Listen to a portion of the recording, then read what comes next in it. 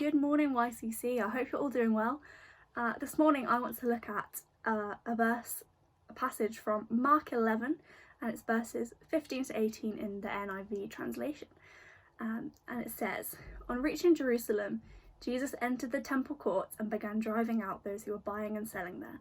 He overturned the tables of the money changers and the benches of those selling doves, and would not allow anyone to carry merchandise through the temple courts.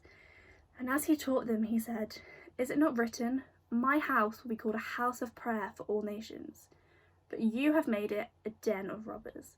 The chief priests and the teachers of the law heard this and began looking for a way to kill him, for they feared him because the whole crowd was amazed at his teaching."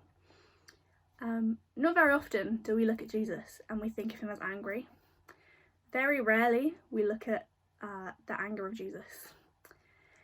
And yet when he was in the temple courts and he saw the injustice of the way people were treating the temple, he turned the tables in an act of anger.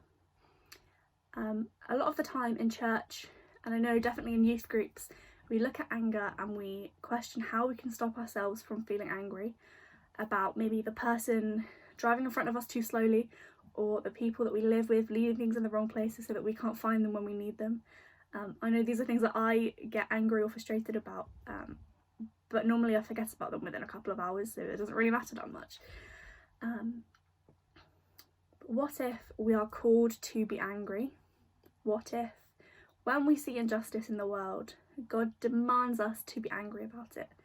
God demands us as his people to shout about it and to demand better. We all know that God is a God of justice. God loves justice. He loves to see us as his children come together and demand justice for our brothers and sisters. I believe God calls us to be angry about the mistreatment of other people. So this morning I want to challenge you to think of a current social justice issue that just makes you mad, something that really riles you up but also completely breaks your heart. This could be racism. Seeing racism is a very common thing at the moment. We've had, since the death of George Floyd, there's been a big increase in the number of social media posts and people speaking out about Black Lives Matter, and I think that is amazing.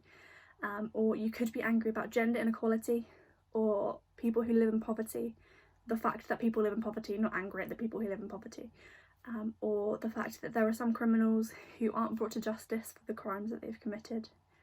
And your challenge, I want to challenge you over this next week to educate yourself on more of this issue that you've chosen. Watch some TV shows, read news articles, find petitions and sign those petitions, order a book or 12 books, learn more information about how you as an individual can make a difference to the victims of everyday injustices that we sometimes just forget about. If you're able, donate to charities that support people in these situations, or charities that educate people who aren't lucky enough to be able to educate themselves. And finally, and most importantly, I want to challenge you to pray about these things this week. So often I personally don't think my prayers make a difference. I'm just one person in this whole big universe, and me praying isn't going to make a difference. But God hears each and every cry that we make. And yes, charities and organisations and petitions are so powerful and so vital in the movement of change. But God has even more power and even more control, and he can perform even more miracles, even bigger miracles than we realise. And God can make a difference even when we don't think he can.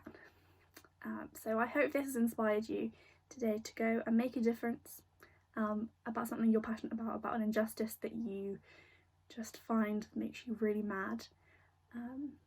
I hope you have a wonderful Friday and a wonderful weekend. Bye.